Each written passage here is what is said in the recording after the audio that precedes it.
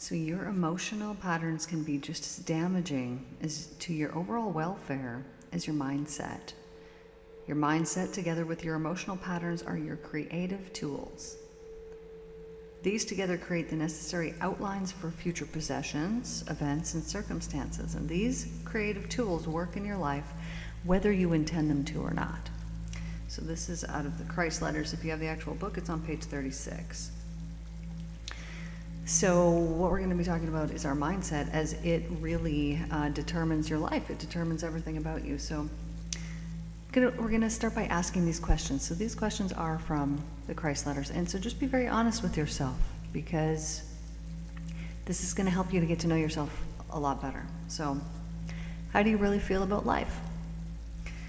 What we're doing through this exercise is determining your mindset.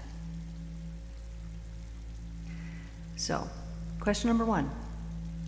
Are you happy to be alive, or would you prefer to be able to cease to live? Now, if your truthful answer is the latter, then you have a negative attitude towards existence. You're at war within yourself at a very deep level. And you know consciously that you have to continue your daily life, but at your deepest level, you'd like to quit. Now, the interior war prevents you from attracting all that you could be experiencing with a positive emotional pattern. I'm going to say that again. That war, if that's you, if you would prefer to cease to live, that war is what is preventing you from attracting all that you could be experiencing with a positive emotional pattern. Okay, question number 2. How do you really feel about your relatives? Is there any buried hostility which you do not want to admit or that you did not realize existed? Next question. How do you feel about your employment, your colleagues, entertainment, other races, etc.? Now write down all your discoveries about yourself and lock it away in a safe place. This work that you've done for yourself is for yourself, only for your benefit. You've done this work to remove the existing inner blocks to your spiritual development and ultimate happiness. If there is any buried hostilities, things that you do not want to admit or that you haven't realized, these are the things that need to be healed. All of these things that I've mentioned, if you would prefer to cease to live, is because you have a negative emotional pattern. You have a negative mindset. Now, don't get down on yourself. This is something that we're changing. And this is completely natural, and at some point in our lives, we're freaking human beings. We all have negative mindsets about certain things, right? So you just need to find the areas in your life where those negative things are the most pervasive. Now, I guarantee you, I will guarantee you that if you are suffering, you got some kind of chaotic energies here, I bet you that this is not the first time that this is presented for you. And that if you were to search back in your past, you could find a link to this present issue that you're experiencing. Now, the only time that people have come to me and that they said that their problem got worse, so I guess this is really one example that I can give you, although if that was ever the case with anybody else, I guarantee you that this is the reason why. When I regressed someone back, the issue came up that was the issue, right? I didn't bring it up. Their own mind did. And they didn't want to deal with it. They're like, nope, I don't want to deal with this. I don't want to look at it. I'm not going to deal with it. So it's like, okay, I mean, I can't force anybody to do anything, especially because they're in state. So if somebody says, no, we're not looking at this, you're in state, you're very suggestible, and I'm not going to force you to do anything. And this person refused to look at it. No, let's fix this some other way. And then afterwards they messaged me, it was for smoking. They had already quit, but they were still having cravings. And so I take them back, and this is what comes up, this is what needs to be resolved, and I know that this is what will resolve it for them. This is how it works. And nope, they refused to do it. And so then, she calls me later, this is years ago. Hey, it's actually gotten worse. And I said, well, yeah, we talked about this. If something comes up and you don't want to look at it, that thing is the thing that needs to be resolved. That's why the thing is there. Like, you can come back in, and if you want to look at it, then we'll resolve it. And if not, there's nothing I can do about it. Zero mind that you didn't want to deal with. Of course, I didn't say exactly that, but that's what it is. So sometimes we'll bring something up and it'll be like, no, it's recent. No, this is the first time, but that's not the first time. Maybe we don't want to say the thing. So if you're not willing to be honest, if you wanted to come for a session, but you're not willing to be honest and to look at the thing that you actually know is the thing where it's coming from, don't even come. Don't even bother. But these traumas that happened in the past are what is determining our mindset. These things that have happened to us. So let's say you're 4 years old. Life's good, great. Maybe not, but in this case it is. 4 years old, things are good. Okay, no, some incident happens. Somebody makes you feel embarrassed. Somebody does something to you. Pretty soon you start being self-conscious. In fact, not pretty soon, but in that moment, you've become self-conscious because somebody embarrassed you or said something or whatever happened. Now, we think that it just stays in that moment when we were 4 years old, but the thing is that it does not. It lives in our subconscious mind for always and always. And it determines our mindsets there in the future, right? If all of a sudden we got embarrassed, well, now we're going to be self-conscious, right? So then moving forward from 4 years old, now we're a bit self-conscious. And so we carry, which is all that is fear. We carry that fear within our system, but it colors the fabric of our world. It permeates all of that empty space that's out there. Your mind, your thoughts imbue that empty space and thus bring things into creation. Creates visible matter through literally your mindset. So this is not a surface level thing. This is not just saying be positive and this is what you'll get. No.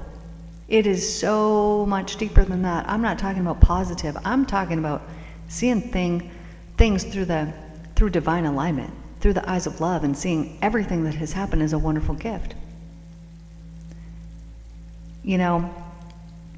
I met someone one time and I thought, oh wow, this is it. This is the thing. And it wasn't. But the amount of things that I learned from that situation was a real blessing. And I could have looked at that situation and I could have thought, oh, I could have been mad, or I could have been hateful, or I could have, all the things. I was definitely disappointed. But when we look at the things and we view them in a different light, we can get the learnings from it way earlier on, and we don't need to suffer in the meantime. So in the past, I was mad at my dad for years and years. Like, I didn't even talk to him for years. And I was not appreciative of him at all. Not that he provided for me growing up. I was just only thinking about how mad I was. The hateful thoughts. That's what I was thinking about, that negative mindset. Then things changed. Later on in my life, I woke up, I realized many things, and upon forgiving him and viewing it through a new perspective lens, I realized what a wonderful gift all of the things that I had gone through were, because they made me, and I'm freaking awesome, man.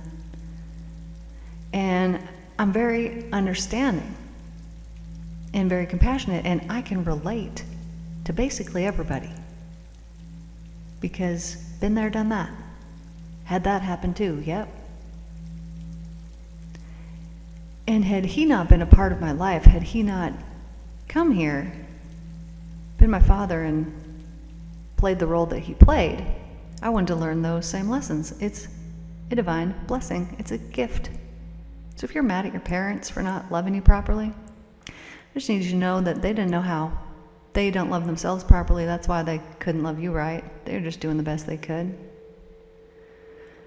But because I was in that blame victim mode for such a long time, I had a negative mindset. And I look at the things that happened. Well, I was in abusive relationships. I was doing drugs. I was drinking. All the things. All the stuff. I was creating chaos and destruction in my own life through my negative mindset. Did I want to cease to live? Absolutely. I didn't want to be here. I was trying to kill myself with drugs and cigarettes and alcohol. And upon healing that, realizing that the suffering that I had gone through was a gift, just like that, one time this person handed me a box full of darkness, and it took me years to realize that that too was a gift. Whoever came up with that quote, yeah, that's what I'm talking about. The darkness is the gift. Because if you didn't suffer so much in that way, if you didn't have all that hurt and all that pain, you would have no reason to heal it. And if you've ever healed anything in the past, that it grows back stronger. That's just like a scar. You get a scar, well, that skin is how much thicker than your normal skin? It's stronger. This is the same as us. Through all the hurt and all the pain, all those feelings of despair and that we've gone through in our life, we become so much stronger because of it. The suffering is a gift. But once we recognize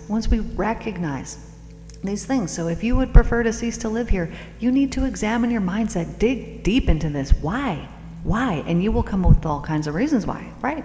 Well, because of this, and because this is too hard, and blah, blah, blah. But what you are doing through saying that is you are listing off all of those beliefs that you have. And then with subconscious healing, you can change all of those beliefs, and it's going to change your perspective completely, and it's going to switch you from negative to positive. You're going to see things completely different. It's a gift. All the suffering is a gift. And it really makes you appreciate the real good times, too. But through this cleansing of your mind, through letting go of the pain and seeing that suffering in a new perspective, in a more blessed way, seeing, oh man, I was out of divine alignment. I was putting out all kinds of things that were not in alignment. My thoughts weren't in alignment, my actions weren't in alignment, my words weren't in alignment, all of the things. And then I wonder why my life is so chaotic. Well, it's because I'm getting back exactly what I'm putting out. And when you really realize that on the deepest level, then you're going to change what you're putting out. How often in a day do your thoughts go to something negative? How often, more importantly, oh, that's loud. Got to take my nephew to pickleball, set a reminder there. How often do your thoughts not only go to something negative, but how often do your conversations turn negative? Be aware. Who are you with when those conversations turn negative? Why are you giving them so much of your energy and time? Are you the one that's instigating it, or are they? Are they starting it and you're finishing it and you're joining in? Or are you starting it and they're joining in, finishing it? Why are you allowing this? Why are you wasting your energy creating things that are going to come back to harm you? This is the karma. That what you're putting out will indeed be returned to you. It's called reaping and sowing, cause and effect, magnetism. Look up magnetism. What is it? What is it doing? Why is it that our thoughts are electrical, and through this beautiful thing called magnetism, it returns back to us the very thing that we have sent out in the exact same frequency? These are the laws of the universe. They are what bring order into chaos. This is how you say, well, this person, well, they got away with this. Nobody gets away with nothing. And you don't know the internal battle that people have. You don't, because people don't talk about it. You don't talk about it, so they don't either. You don't know. People will and do have to experience their karma, but they also experience their dharma. They experience the good and the bad. It's constant, minute to minute, in the now, right now, now. Whatever you're feeling, whatever you're sending out, you get it back.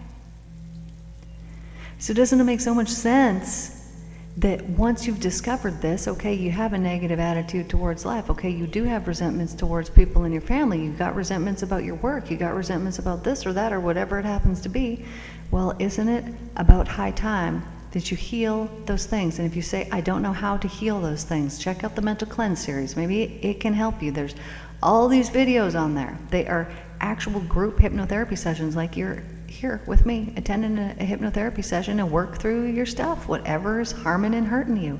But another way that you can do this, take yourself into a meditative state. What is the belief that you have? What is the feeling that you have? Take yourself there and heal it there by putting some divine love on it. In fact, I feel like I need to make you guys a video just for that, so when this one is released, there will be another one released at the same time, and we're going to walk through it. We're going to do an exercise here to start healing some of that. Because if you feel like you're always wronged by people, and you feel like, oh, well, these idiots are doing this and this horrible thing's happening over here, it's because you are so focused on all the horrible and all the crap, and you're like, well, I can't not be focused on it because it's my life. Oh, yes, indeed. It is free will. It doesn't feel like it's a choice, though, does it?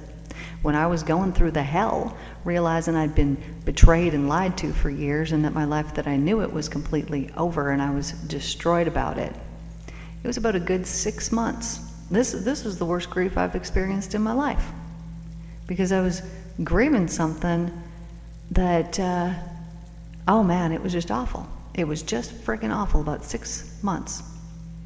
And I knew I didn't want to be in that state. I knew I had to heal it. I knew I had to heal it. And thank God that I do the work that I do so I could help myself, but I needed other people. I needed other people too, and I do what I do, and I do good work on myself, but I need other people just like you need other people. So if you don't have another person that you're working through your stuff with, if you don't have somebody, I would suggest getting someone, and I would only suggest getting someone that does subconscious work. Any of the hypnotherapist community out there, because they are the ones who are doing the subconscious work, which is the only effective work. And even if something conscious, happens that's good, you've accepted it on a subconscious level if it was something that was good, something that changed your perspective about things. And hypnotherapy, from my experience of doing this since 2015 with my clients and having it done for myself and having many other modalities like EMDR is going to resolve one little baby issue at a time, and you're going to be there for weeks and months. This resolves piles, huge, gigantic piles of issues at one time. EFT, very also effective, can resolve a lot of things in a short amount of time. But if you don't have somebody, or you feel like, oh, I don't need nobody to help me, everybody needs somebody. Why do you think there's billions of us here? It's not so that we're all alone. But just examine your mindset and see where it's at. So let's say you do have a negative mindset. Well, what can you do about it right now in this moment? I just want you to think about the things that you like. Think about some really pretty butterflies, really nice flowers, water, surrounded by those beautiful trees. Go outside, sit in nature, and just truly absorb it. And look at everything through eyes of love. Like, go outside, sit on your porch, look at that tree over there. Look at it with eyes of love. Oh, I really do love that tree. I don't really pay too much attention to it. I've never really noticed all the details of it. Well, start paying attention to the details of it. Put yourself in this moment, right now, and start enjoying and appreciating the things that you have, because at some point, all of these things that you have, whether they're material items in your house or whether it's in your environment, at some point you wanted them and now you have them.